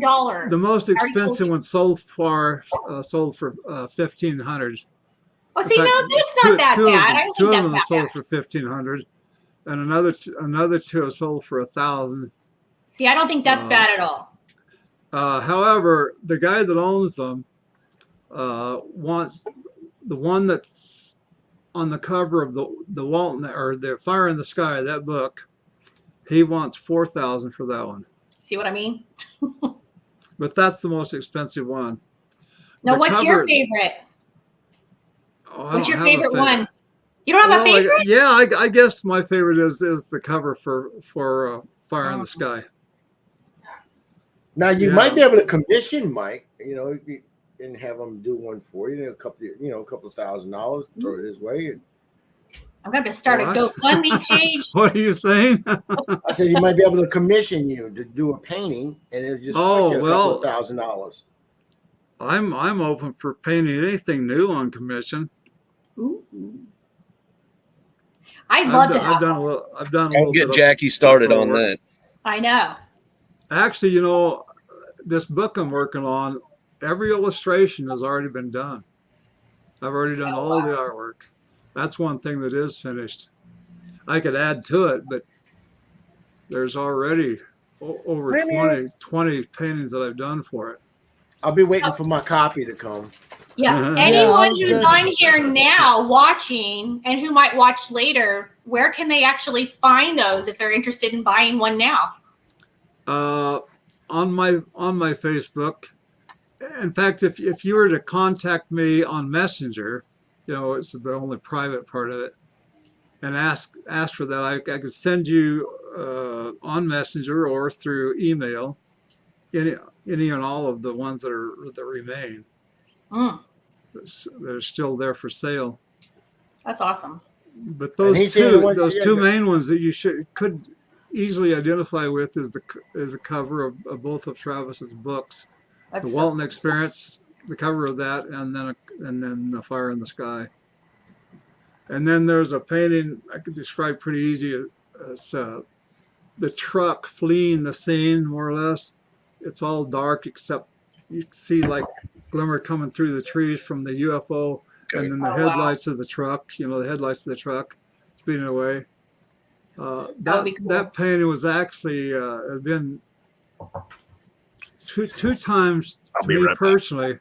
People have thought that that's an actual photograph. Oh, wow. Yeah, It's just painting. Yeah. That's really cool. in fact, I got hit with a double whammy one time. I was at a print shop. Travis and I were doing a book signing in Flagstaff, Arizona, and I was at a print shop. I won't say the name of it. And I had that stuff laying out there, and a guy come over there next to me. He was a customer too, but he hadn't talked to anybody yet. And he came over and he started talking about the illustrations, and he said that he picked that one out that I was just described about the headlights, and the and he says, that's from the movie Fire in the Sky. And I says, really? I says, what do you mean from the movie? He says, well, that's a still out of the movie. I said, well, that's an illustration. That's not a that's not a photograph. He didn't believe it. I said, he says, how do you know that's a photograph? How do you know it's not a photograph? I says, because I painted it. That's amazing. And then he says, I know one of those guys. I said, really? Which one? He says, Mike Rogers. He's a good friend of mine. Really? I didn't pop his bubble on that one because that's funny. I didn't know how to do it. Oh, you should have stuck your hand out and said, well, I'm Mike Rogers. I don't want to put him through that. That would have been so embarrassing to him. I don't want to put him through it, so I just left it alone. Well, Mike, I am a sci-fi. I love the nostalgia side of sci-fi movies and stuff like that. And I would probably I'm probably going to talk to you about doing this. Do a painting for me, which you have, of course, the Fire in the Sky thing. Where Travis is getting hit by the beam of light. But instead of having just nothing from nowhere coming from nowhere, I want to put the War of the Worlds aircraft. That big ship with the eyes on it. I think I almost built one of those. That's already painted like a cartoon. How can they paint it to look like anything other than a cartoon? That would be awesome. I was going to do one of those War of the Worlds things for our Halloween. I was actually going to build it and have it coming over the house. Yeah. I could only imagine Halloween at your house, Jackie. There has been more UFO I got hoaxes. aliens taller than me here. They got more what? UFO hoaxes than people know about. Over in England, a guy created built a big hot air balloon in the shape of a UFO, and he's fooled a lot of people with it for a while. Hmm. His plan, in fact, I guess he did it on a particular day in England that meant something to them. Is when he brought it like to a football field, and I had a whole bunch of people scared and everything. But it was a hot air balloon, you know. Sounds like something I would do. Yeah, I can see you doing that. I could see Howard doing that too, though. So then a tornado would catch I actually own one of those as well. So and tornado would catch Howard after this I think that the Phoenix Lights first event guys was actually a hoax on the part of the government. I put mine out as Halloween decorations. I don't actually put it up in the sky to freak people out. Yeah. But my neighbors love it. So, what are your thoughts about the Bermuda Triangle? Do you think that's a portal or something there, or do you think it's UFOs that are actually taking these ships and airplanes and stuff like that? Do you believe it's escaping gas, methane? First of all, I don't know anything for sure, but when it comes to the Bermuda Triangle, I tend to believe that the fantastic part of all that, where things and people disappear, I don't think that's ever happened. If it has happened, it's been by some natural force, you know. I don't think there's a portal there. I don't think there's a portal anywhere. Yeah. I agree with you on that, because I just follow the weather a whole bunch, and I see how crazy the weather is and everything there. And it used to be like a radar blackout area to where none of the land-based radars could meet all of it. Yeah. So, and plus you still see planes crashing there. Well, if you live in Florida, you see personal planes crashing all the time. So, you know, you see them here too. You see them here too. If there's if UFOs are flying through Florida airspace, they're very brave. I'll put it that way. Just like if you're a human and driving in Florida, you're very brave. So yeah, well, or LA. I've had some experiences with private aircraft. All right, I've flown a lot of private aircraft and I've flown a lot of various things, twin engine airplanes, and I've had the opportunity one time to be a babysitter for a guy's ranch who wasn't going to be there for quite a long time, and he had a little bubble-faced helicopter, a Schweitzer 300, and I'd never had so much fun in my life as flying that thing, because he showed me how to fly it. I didn't have a license, but he showed me how to fly it. And after he left, he wanted me to use it to keep track of his property. He was worried about people taking things, cattle, trees, you know. And part of my job was to make the rounds every day in this bubble-faced helicopter. So I did that, and I did a little more than he wanted me to do, you know. But you know, I've had experience I've been at air shows where aircraft actually crashed very close to me, and that's kind of startling. When I was a kid, my dad owned a Piper Cub. I can't remember an SJT something or other. It was a 40 horsepower machine, so it was rather small. It was bright red. And he had that, and he had a co-owner was his cousin named Starl Hall, and it's my cousin too, I guess. Starl Hall. He went over took his wife over to Texas in the SJT, and on the way back he crashed into the side of a mountain, destroyed it, killed him. I'm amazed at the amount of people in some of these airplane crashes I see around here that actually live, to be honest with you. Why I'm asking about the aircraft, because back in the 40s or during World War II, they had what they call Foo Fighters. Yeah. And my dad talked a lot about those. And these were things that some people said were like gremlins that were actually tinker with planes and stuff like that that come out of the sky. Some of them said it was lights in the sky and things of that nature. UFOs, basically, that were knocking planes. These guys would come back off of a mission and they would talk about it, but you never would report it. Because if you reported it, then you seem like you were nuts, and they did, of course, ground Get your a ass for psycho that. exam.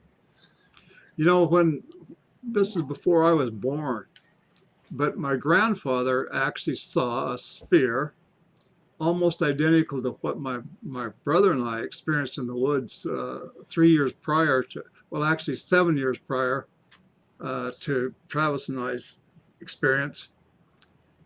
He was a mason, and he was working on a building, laying rock, and he looked up. He just felt this thing to look up, and there was this thing way up in the air, and he was trying to explain to me what it looked like and everything. It was a sphere.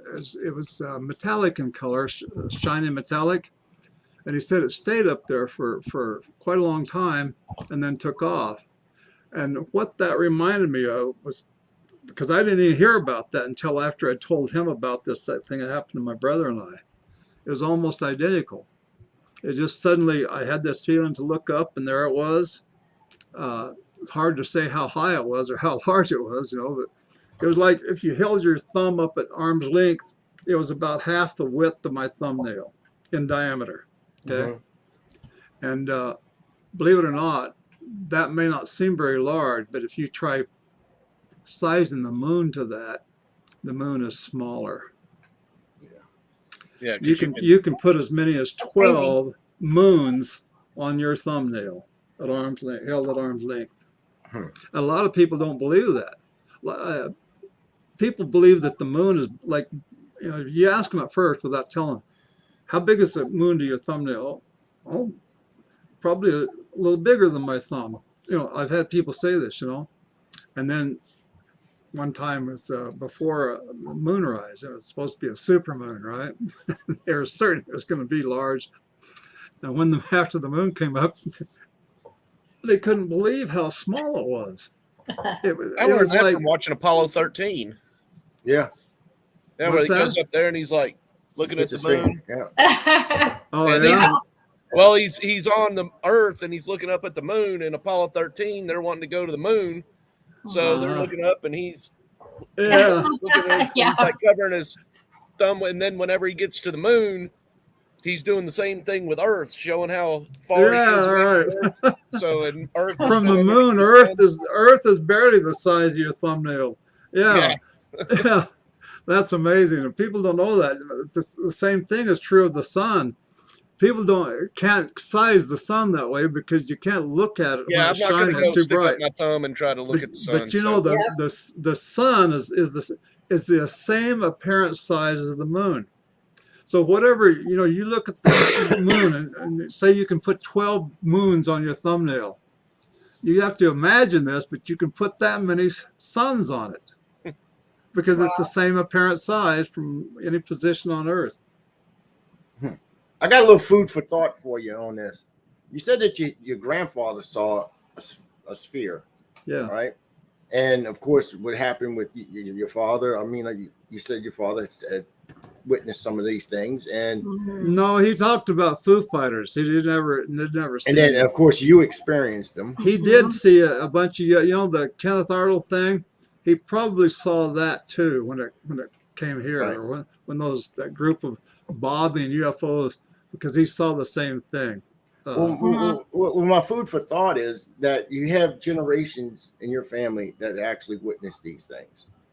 And I believe, if you maybe really, once. Yeah, my grandfather was just once, and my dad was just once. But that's all it takes. Heck, or that they remember. And there were sightings too. There weren't experiences. What I'm trying to get at is you have generations of this happening. Yeah. And I'm wondering if extraterrestrials possibly have tagged your family, and that what happened on that mountain. With your experience with Travis, maybe that was meant for you, or connected to him, and Travis just got in the way. Supposedly he ran out of the truck. I was actually thinking the same thing, Howard. That's kind of hard to think of that Also, being for me I when I was wasn't thinking the the center of same attention thing. with there. See? Travis was all in the the main same guy. boat. No, but maybe it was meant for you. Maybe they It were runs there down for in your you. family, obviously. Well, I think it was meant for 7 guys altogether. But you Maybe. specifically, I mean, because it runs in your family. I think these things actually track in your family line, your bloodline. Travis has seen several. You know, he's had several encounters aside from me. Right. And the only one that we saw two together, and that was that one I described earlier in the show, the orb that came down out of the clouds and had the light shining on the ground, lighting up an area the size of several football fields. Mm. That one Well- happened to Travis and I together, and then of course 5 years later, the one that 1975. Well, think about how rare it is just for one person to see one.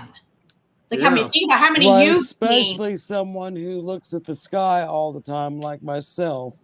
I Yeah. can't say that I've ever seen anything. I've I've seen had some weird experience. stuff, but I wouldn't say, "Oh, I that think was a UFO." if there's certain areas I think of the world that if you go to, I think you will have an experience for sure. If you stay I don't long know. enough, Well, let's you go, will. Jackie. I'm ready. Let's go I've been find I've been all over the world, and the only place I've ever seen them is in Arizona. Let's go to Well, Arizona. maybe Terry. I was just saying, maybe we go to Arizona. And one in southern England. But the North Rim of the Grand Canyon and the Phoenix Lights, which wasn't a real UFO, and then these others, the experiences I've had that are in Arizona. And of course, I'm not talking about sightings here. I've had dozens of sightings. Yeah. But they were just little blips in the sky that a lot of people see, and they're just sightings. They're things that stay up in the sky late at night, and it doesn't move with the stars. Just like a stationary spot. I think honestly, though, Mike, if you were to move to another state, you would still see them. Really? I think they're I think connected that to too. you. I think that too. Absolutely. It's like the paranormal. Like I've been having a paranormal experiences as far back as I can remember. Every house I moved to, and I've moved to a million places, different cities, different states. It all happens. I think it's connected to people. It's an attraction. It's almost like you're a magnet. It's like you're talking about generations. The thing of it is, basically, what you're talking about, what I've heard about is abductions, or people who are actually approached or encountered. In other words, they actually aliens deal with them in some way or another. Maybe that's somewhere why- up your family line, they were encountered, or But nobody in my family has ever been abducted. That you that you remember. know of. That you Yeah. remember. Exactly. Yeah. Just because Travis remembers doesn't mean you would remember. Well, Well, not Travis- even that. Look Travis how has far had up it- the line it could have gone. Travis has had a number of experiences himself, or I should say encounters. One of them was in California with his son and his girlfriend. See what I mean? And he's had experiences before that I wasn't there. But he's only been abducted one time. That he remembers. Well, See, that explains a lot for me because that's why I always talk about toilets and anuses and stuff. I mean, that doesn't, and I I don't was remember just any of dying that to stuff. get probed. I'm Let's always- just get down to the nitty gritty. And You already no, I brought out believe the I just- plungers, so If the aliens are listening, please abduct Howard Petrie and probe his ass. it showed I they don't, are not I too don't, I don't, I don't bad, think so- I don't think you can get aliens to pay attention to you just by summoning them, because I don't think they're listening. I'm I Well, think they that got better you- things to do. I think you, Mike, could probably go outside and even mentally call them. I think you would still have an experience. I think you're No. connected. No, Well, that's I what we think- do. We I've send tried it, I've right? tried that before. Try and I it. got no results. we send And I Howard want to come out over there and see. with Mike. Yeah, and I I've tried expose it. my anus to the air and move like a beat. So on next And- week's program, we'll be looking at Howard's solo cup probed anus How you know it ain't like that already? for I'm Howard. gonna tell you this. I'm sorry, Howard, but I won't be here for next week's show then. I can't say that I really there are enjoyed that one certain either. things there are certain things I do not want to experience. Right. Just leave me at home. George in Louisiana, though, he's got the Mike's wildlife. like that. That's where I draw the line. Yeah. Jackson's in California, so you never know what they're going to do. So It's true. True. at least, Who's Yeah. Sam Thomas? She's a loyal listener, loyal Yeah, follower of all of us she's a paranormal people. Hey, everybody. Leave. Everyone says leave the probing out. Martin Sawyer. Howard wants the probing now. Who is reading these things that come up like that? I am everybody. Everybody in ready. the All are. chat. Everybody in the All chat. right. You got. Well, they you got the don't screen they don't stay Okay. long enough on my screen to Well, yeah. read. Go over to your sidebar on your StreamYard, Yeah. and it says up at the very top next Top where- right. Yeah, It says and it chat. says comments. It says comments. Click and on Private comments. chat. Private Click chat on or comments. The other one, not the private, the other one. Okay. Do you see him now? Yeah.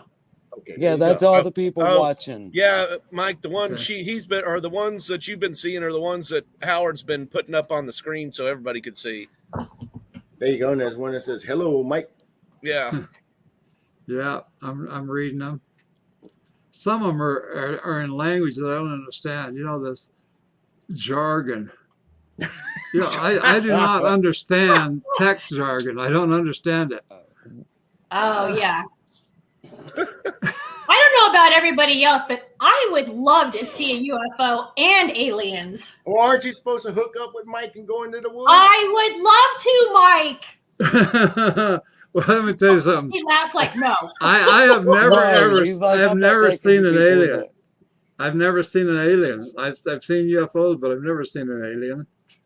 Never She's been a big- abducted, and I've never seen an alien. She's a Bigfoot hunter. I'll So- take my chance. Yeah, I I am. mean, I've been looking for Bigfoot, but I never saw one. well, that's the thing we've been talking about in the paranormal community is actually Bigfoot has some kind of link with UFOs. Because when you see Oh, a absolutely. Bigfoot, you have a UFO usually in that area. Interdimensional. I've never seen a Bigfoot, although I've been looking for him, or at least one time. I spent 3 days looking for him. Hey, well, have y'all heard of the Alabama White thing? Or actually, they call it the Alabama White Thing. I think it is. Fine. The With white the Alabama thing. White Thing. Yeah. Fine. Bang. It's supposed to be. I don't study too much into that crap, especially when they're talking about it from Alabama. But there's supposed to be some white Bigfoot something. I don't. We'll have to Well, look into. Florida We'll have got to look the- into that. I saw something The one Yeti time of that Alabama. this guy claimed was a Bigfoot, and I saw that. The man claimed It he is. was Bigfoot. No, this guy claimed that there were Bigfoots in his village. A joke I told when I was on Howard's show the other day. I think it was your show, wasn't it? Yeah. I told the story. Yeah. I don't know the Snatch story. Squad. I'm gonna start going out as Chewbacca on game cameras Yeah, at night and start Slam getting. Squatch. Anyway, make the story short. Tell Me your and these story, 5 Mike. other guys went looking for Bigfoot for 3 days. I mean, and on the 3rd day, the afternoon of the 3rd day, I was ready to quit anyway. We came upon this Indian guy standing there in the woods, and he was asking us all kinds of questions about what we were doing. You know, we told him. He says, "Well, we have some Bigfoot over here in our village." His village turned out to be a kind of a what you call a shanty town. It wasn't really a village. It wasn't a bunch of teepees and stuff, you know. Anyway, we He was went over smoking there, pipe. and his wife fixed us some sandwiches. While we're eating the sandwiches, this guy couldn't wait to say it. I knew he was planning something different, but what he did is he finally just did it. We were eating, and he says, "The thing is, you guys are looking for this big, hairy, scary thing. It stinks really bad and like that." You know, everybody's agreeing. These other guys are agreeing. He says, "Well, you got the name changed around." He says, "We don't call them Sasquatch. We call them Squaw Snatch." Oh God. She got it. I got it. Just, That's so bad.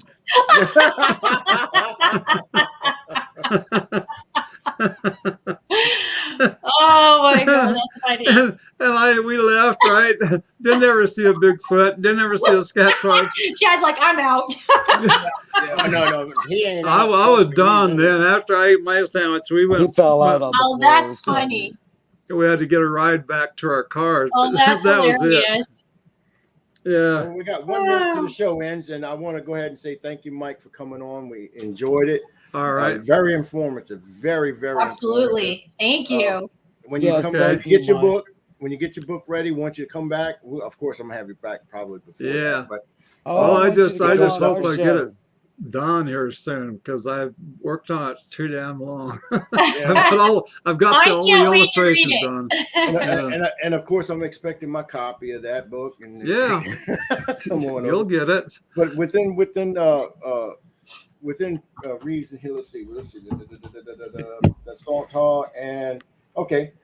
Next week on our show on this Pitre Dish, we're going to have Mr. Tim Coomer coming on. So he's a real good guy, paranormal investigator, and all around great guy. Tomorrow night we have the Unholy Trinity, keeping in with the subject matter that we're doing right now, talking about aliens and all that, and UFOs. Our show is going to be about alien abductions, anal probing, and the anal leakage that follows. Oh my God. That's tomorrow night's show. Don't miss that, Mike. Don't miss that one. Yeah. And we have a special guest host besides Chad being on there. It's going to be Mr. David Childers, so he'll be on there with us. And when we have David on there, it gets kind of really far out left field. I mean, it'll go all over the place. yeah, that So, David's fault for that. yeah. Yeah. So, but Blame it on this is actually the first I time know, I had. David. This is the first time we had the Pitre Dish that was very informative. We kept Yeah, it straight is. along with- yeah, and Right? yeah, I know. That's This is because the I'm first. here. No, Keeping no. it clean for me, Terry. Keeping it clean. No, Terry, yeah. are you in a storeroom or something? Look at I your am in the stuff behind you closet, looks. Mike. I'm Okay. in the closet. You're in They the put- closet. They put I'm baby in Not the as in, long closet. as they put Terry. baby in the corner. They put baby. Gotta, in the you corner. know, they put me in the corner because this is the only place I get a signal. Oh my God, that's funny. I didn't So know whether it was a store, shelves in a store, or what It, it was. it varies for, if you watch my shows, it's kind of, it varies place to place, time to time. Where will Terry be broadcasting from Yeah. today? Well, I used to We've been in the broadcast from my bathroom. balcony. I'm going for my back porch, so Yeah, We Well, went from my I front had a porch show- the other morning.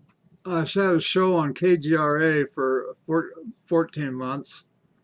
It was doing pretty good, and then it ended because of jealousy, basically. Not my jealousy, but somebody who used to be the owner of KGRA was showing some obvious jealousy, and that ended the show.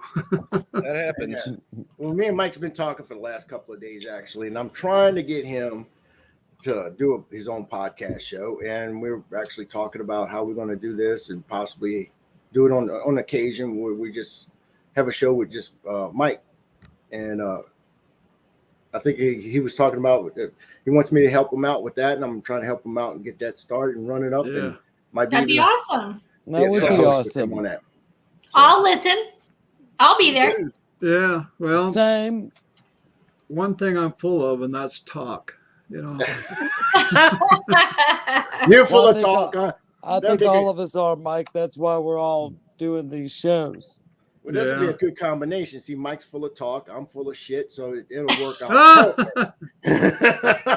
I'll tell you what I was really getting into good there for a while. The last 2 or 3 shows that I did were basically just funny. I was with a guy that he was funny, and of course I picked up on that. And one time we started out talking about these names for phobias. There's arachnophobias and God, my son's obsessed with phobias. if you go on the net, you can find that anything is a phobia. True. They have names for them. That's true. And we started talking about that and started joking about it, and the jokes they were endless, and that's all the show amounted to. 2 hours worth of joking about phobias. That's literally there's my even a name 13-year-old for a son. He's phobia obsessed. about having phobias. Well, That's funny, Mike. I think last week on this show, you don't want to know what the names of stuff we were coming up with. So I think I told you about that. Mike was naming buttholes, giving names. Yeah, we were I giving thought names. I came up with the best one. Is anyone on Rosie after came up us? with the best one. What was Okay. it? Moonflower. Moonflower. Oh, Look up what a moonflower looks like on top of it. They're very pretty. Hey, Look it up. they really are pretty. In I fact, like I've got powdered moonflower donuts. seeds. I'm about Well, to plant it's a good moonflower name. seeds. Yeah. So, I mean, and if you look at a moonflower, it kind of does look like the bleaching and everything else went on, but they're very pretty. I'm actually going to plant some. I've got some seeds, Chad. I'm about to start germinating myself I don't There you need to go. plant for none. I a don't moon need, garden. see, why do y'all have to go out there and y'all have to do the digging and all? I'll just call up Jenny and just say, Jenny, bend over. Let me oh, see. I'm Jenny. You know? She told me she told somebody to kiss her moonflower after our show. So We need an update, Jenny. How's that butthole doing? But Let with us that know. being said, I'm gonna go ahead and cut the show, and I appreciate everybody for coming on tonight and watching us. Thank you, Mike. Thank you Yes, very much, thank Mike. you. Thanks, for coming Mike. on Thanks, guys.